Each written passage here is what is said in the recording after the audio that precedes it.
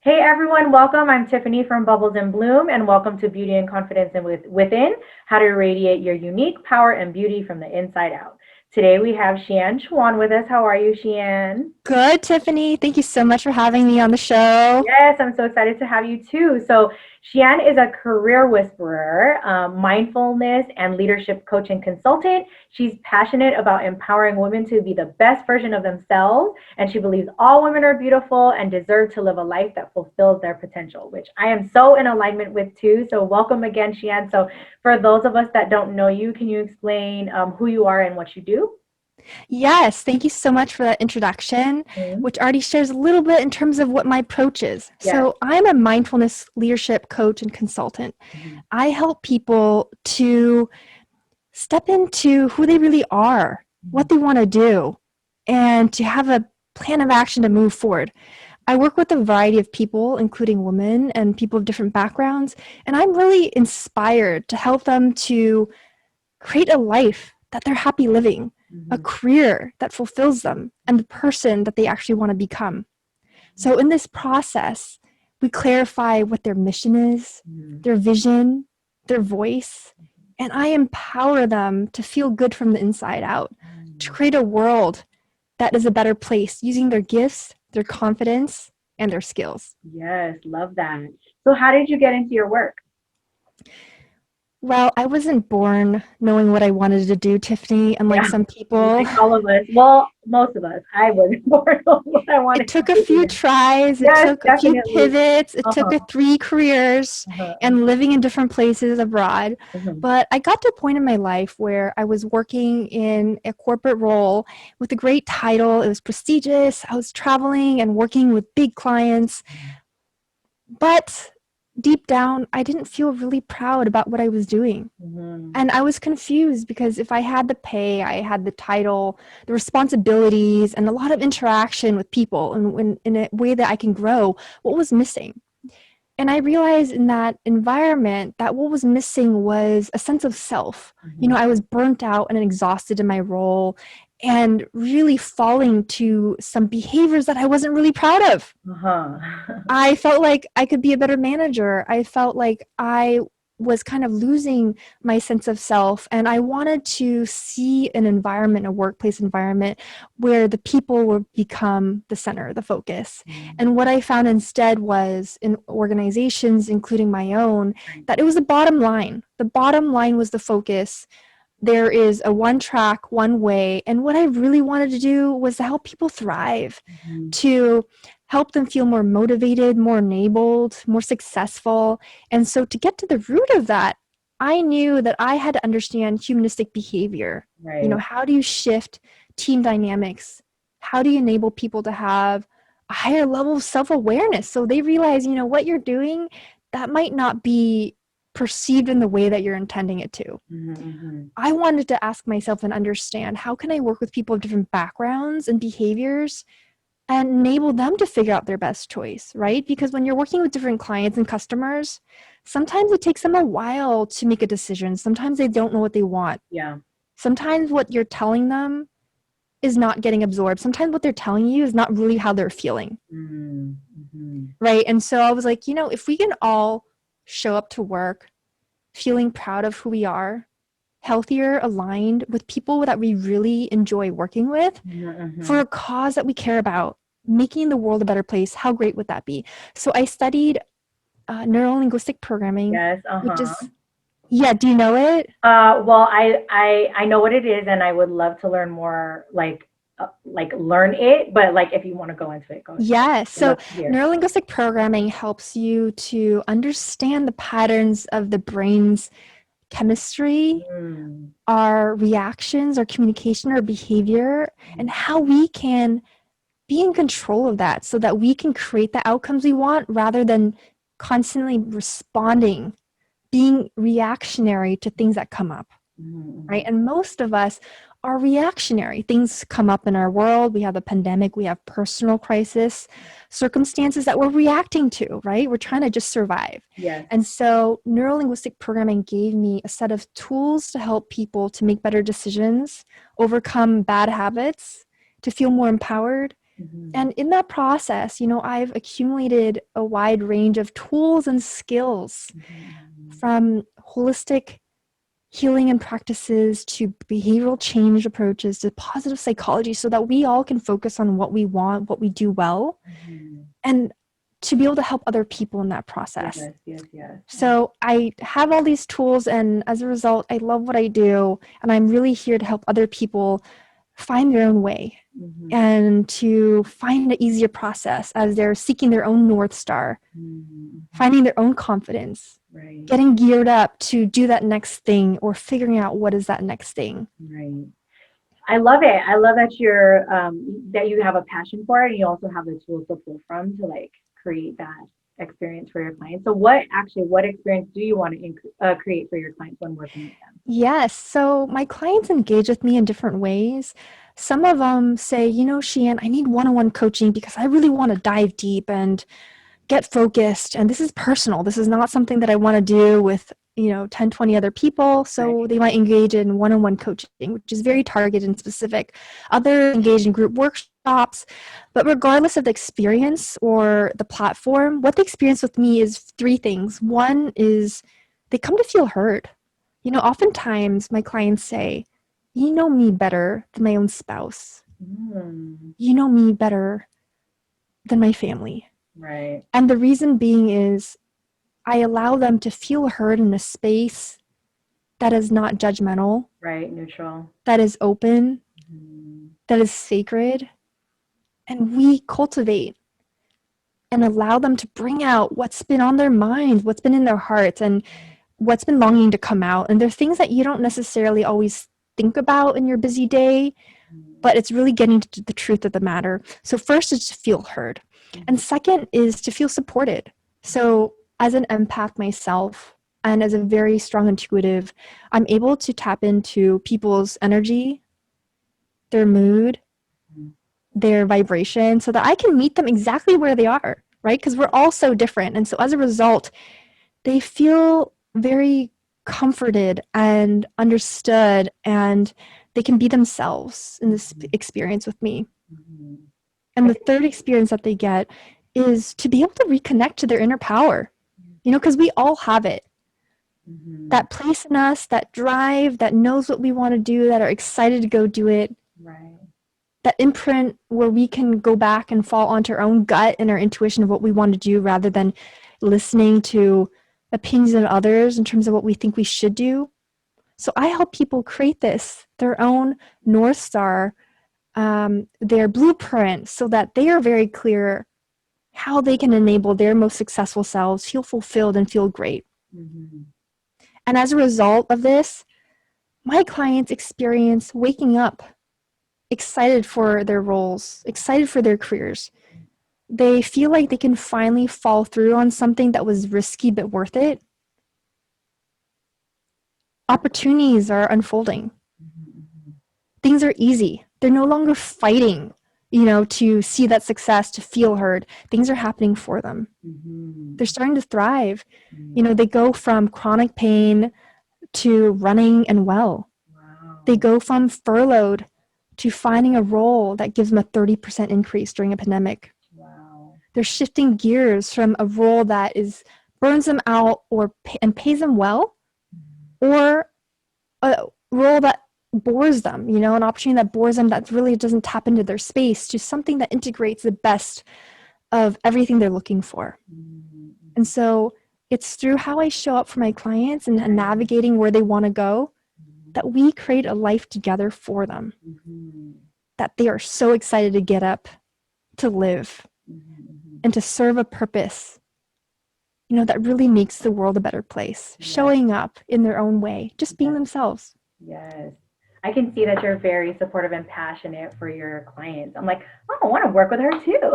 Thank you, Tiffany. How can you tell through a conversation what sticks out to you the most? You're just very passionate when you talk about it, and I can tell that you truly mean it. Like if I was sitting with you, like I can tell that you would create a very neutral, non-judgmental, open space, and also create like you have an inviting presence for me to like open up and speak with you, and in the way that you speak, also like very gentle, and then also like the pauses or the silence that you have, like it creates that need to take initiative to like come out and be like, hey, I want to talk to you and say something about it. Yeah. Mm-hmm. Part of my job is actually getting out things beneath the surface that people don't realize they have in themselves. Mm-hmm. And when you think you're done, you're not. There's actually a lot inside of you that's yearning to come out. You know, it could be a creativity, it could be something that you're looking to process or transform through. And so the piece and the art of what I do is I'm just guiding the person, creating space. You know, I don't take credit for what I do in terms of saying it's because of me. Mm-hmm. All I do is create space and guide you and show you areas that you're either afraid to see, but wanting to integrate, or there's a part of you that wants to like come out and be more empowered. And so I love my role because I'm more as a partner and, you know, guiding them for you to become your best self. Yeah. Awesome. So how can we boost our own self-esteem? Can you give us any pointers or? Yeah, I think everybody has such a different circumstance and situation that they're moving through. So I'm just going to share my perspective in terms of what I found works for my clients and steps that you can take. Okay, yes, please. So how I see self-esteem is how you see yourself as a person. You know, and this is even before you've done anything, before you've created anything or feel like you can be proud of yourself. It's just how you see yourself as who you are. And then it's the relationship you have in the world, you know, how you see yourself in relation to others and in this world and what you create through your business, your creation. It could be through your hobby. I contributed to a book called Success Unlimited and that I co-authored, and I'm just going to read 3 steps from a chapter I wrote called It's All About You, Making Success Attainable. Because I find that self-esteem can be elevated and nurtured if we go through these 3 steps. Mm-hmm. So the first piece, as I mentioned, is core, you know, liking yourself. Above all, you've got to like who you are, and it's a path to self-acceptance, self-love, and self-worth. And what this means in a very high-achieving world, right, where we're proving that we're doing things and we're go-getters and women can do everything, it's knowing that even if you do nothing, that you are worthy. Right. You know, even if you sit at home and do nothing all day, you can still feel good about yourself. It's more about knowing that the product and the genius is in you.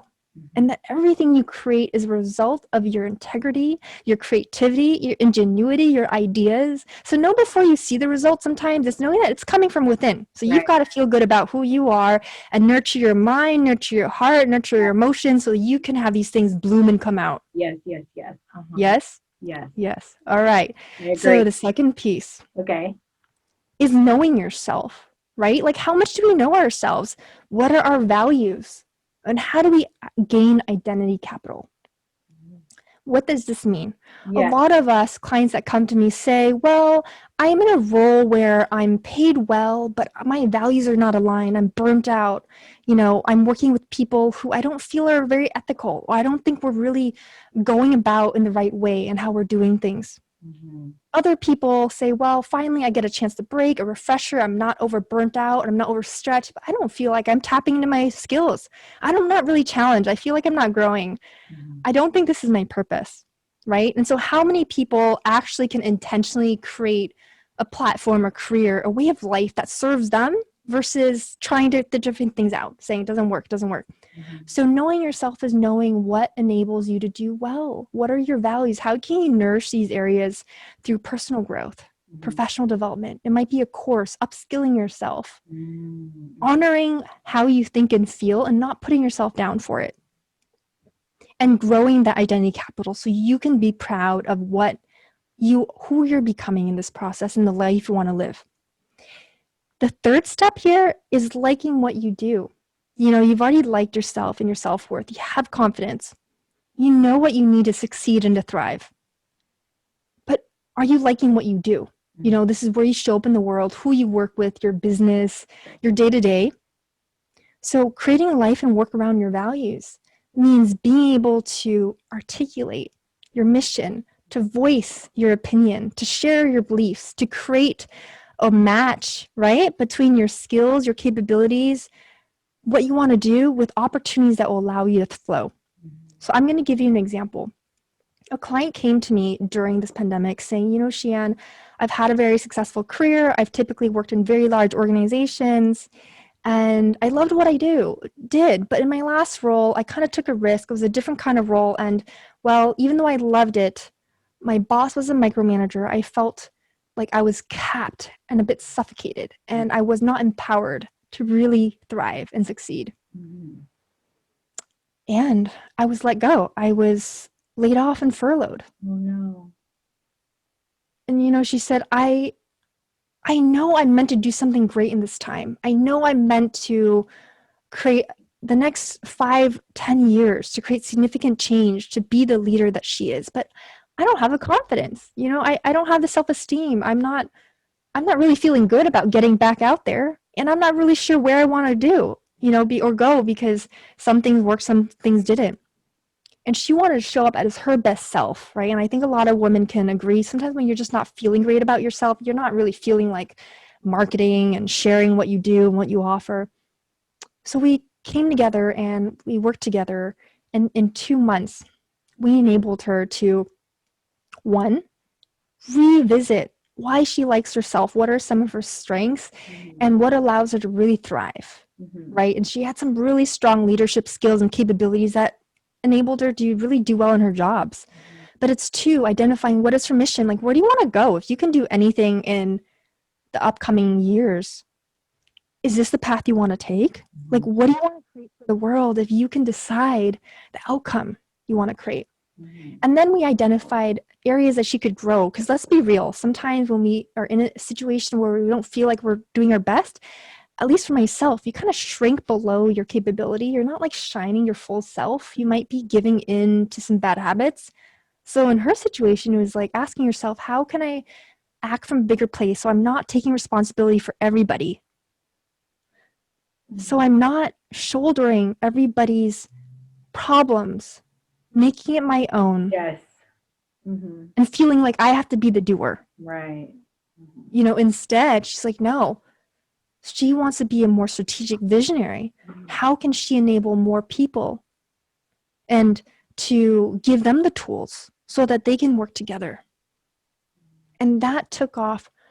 That gave her a breath of fresh air. She just felt like such a relief. And from stepping away from this doer, executor, I will do everything mentality that allowed her to achieve to, no, I don't have to. We can do this together. Let's play together. Let's collaborate together. Yes. And as a result of this, Tiffany, she got offered this role that was a 30% increase from her last role during a pandemic. The boss knew that he wanted to work with her within the first 5 minutes of their interview. She found out later. It was effortless. Sometimes you feel you have to try so hard to have people like you and approve. She's like, Shan, I'm just going to be myself. I know my North Star. I'm just going to show up as I would.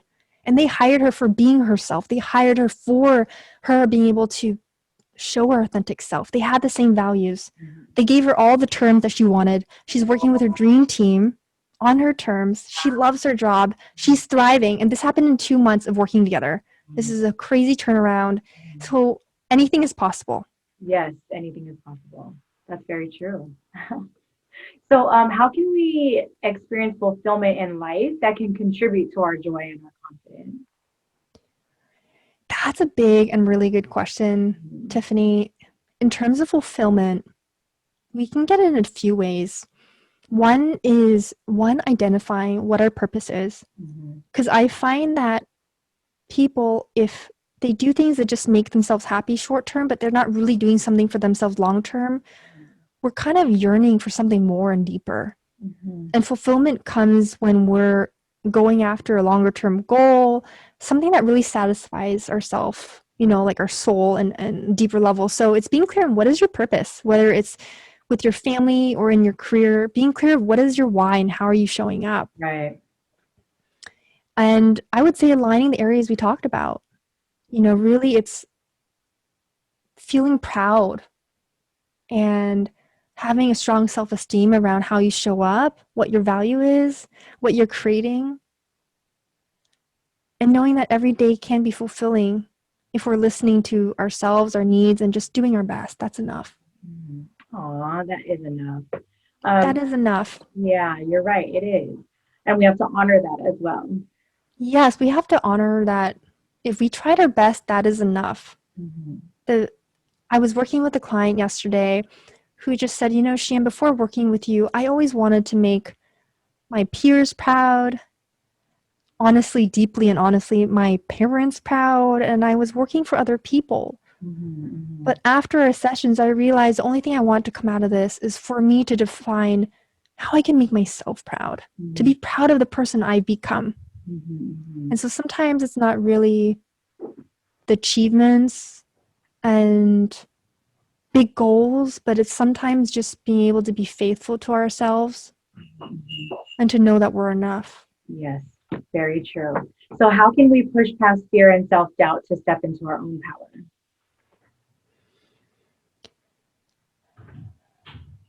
I'll give you an example. So how do you push past fear and self-doubt and into your own power? Okay. Maybe about a year ago, Tiffany, I was working with a very lucrative big client that kind of took care of all my marketing needs, and I had great clients and I had a really steady routine. But very honestly, I didn't have the space to create more of my own programs and to really serve my clients in the way that I wanted to serve them.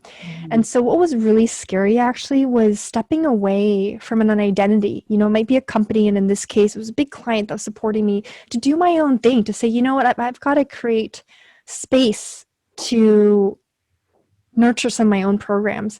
And what was scary was marketing yourself, because very honestly, speaking up and saying what you believe and you represent a product or a service and how you feel wasn't something that I was born with. I was brought up very introverted and not liking being in the spotlight. I like marketing, but not myself. So even simple things like having to grow my social media, I was not tech friendly at all. So that was a huge fear of how can I succeed in this world where you necessarily need to grow your audience and to be known. Like that was like a very huge fear. And how I overcame that was to focus on my why. I left opportunities to be where I am today. I went through experiences that allowed me to want to do this instead. And so I think sometimes when we're having this huge fear and self-doubt, what's worked for me was just to remember why I'm in this and to say I have nothing to lose, and then to start small. And so because of my huge fear to do a lot of self-marketing, I hired help. We can't do everything on our own, and sometimes support goes a long way. So I hired help to help with some of my content. And I created a calendar so that I can be consistent. Like sometimes we just do things one time and we stop, or two times. Like key is creating a flow. And so even having some sort of consistency through support or a VA or a friend or a coach goes a long way, right? And then through that, I started getting so many responses that it put me on TV. Oh, wow. A few months ago, yes, about how I'm helping people during this time pivot in their careers, find their purpose, find success, right? I was on the front page of a newspaper this Labor Day. Yes. And the story was about me and my clients and how people are successfully able to transition their careers even after difficult circumstances like getting furloughed or just reevaluating what their priorities are. I've had a lot of chances to show up for the world. And honestly, these opportunities would not have come if I didn't believe in myself and why I'm in this game, and realizing I made a lot of changes in my past to get here. So I'm going to stick with it. Awesome. I love that. So if you can just lend us a few tips on how you can recommend for people to start feeling more confident. Yes, that's a great question, right? Because we talked about self-esteem and confidence.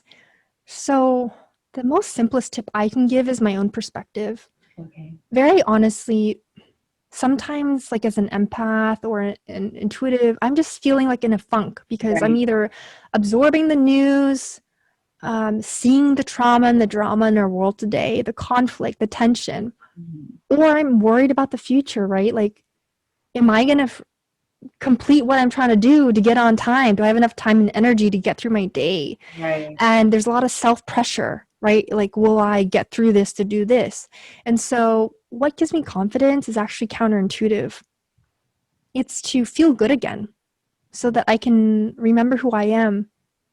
Because sometimes when I can feel like I'm really off, I can't tap into my confidence when my mind is scattered and my body is overwhelmed. So I have a lot of exercises to ground myself through mindfulness, through through healing energies that get stuck in me, through focus exercises to clear my mind. How do I take care of my own body and my own emotional wellness so I can show up for me? You know, when I can show up for me and I can start to feel my center again, then I remember my confidence. Then I remember who I am, what I'm doing. So that is my little secret that just helped me through these last few months, especially when times have been a little bit more chaotic and different than we've experienced in the past. Exactly. So for those of us that would like to work with you further or take advantage of any offers that you may have, how can we do that? Well, a few things. One is I'm giving an offer to everybody that's listening to this show, a free guide that I created to help you overcome any fear or self-doubt in order to tap into your own success, you know, to really feel like you're living your purpose, what we're talking about today, to feel good about who you are. So that should be in our today's video show notes or be sent to you. And it's very easy to follow. It's a slight shift. It will help you get your gears into focus. Perfect. And if you want to also continue connecting, you can, of course, go to my website, which is also shared, but that's www.shianchuan.com. And I'm on all the social media channels, slowly showing myself more and more. So I look forward to seeing many of you online, offline, virtually, you know, just staying in touch this time. Yes, thank you. So I know we talked about a lot today, but if you could recommend one thing for our audience to start doing today, right now, in order to feel more confident, what would that one thing be? I would say just commit to yourself, set an intention to say after watching this video, what ideas do you have and what is one intention that you have? It could be as simple as self-care, just to let yourself to relax and enjoy 5 minutes to yourself or an hour, or it could be putting an idea into action. Whatever it is, just pick one thing, the intention that you have, and follow through with it. Because there's nothing that we feel better than to be truthful to something that we really want to do, that we really crave. Yes. That's all I would recommend. Okay, Just put as one ourselves simple first. Yes. Yes, Prioritize. prioritize ourselves first. Yes, yes, yes. Thank you, everyone, for joining us today. Thank you, Shian, for being here. And we hope that Shian has given you tools to acknowledge your worth and feel beautiful on the inside in order to step into the most confident and empowered version of yourself. We'll see you guys next time on Beauty and Confidence Within. Thank you so much. Have a beautiful day. Thanks, Tiffany. Okay, bye, Shian. Bye.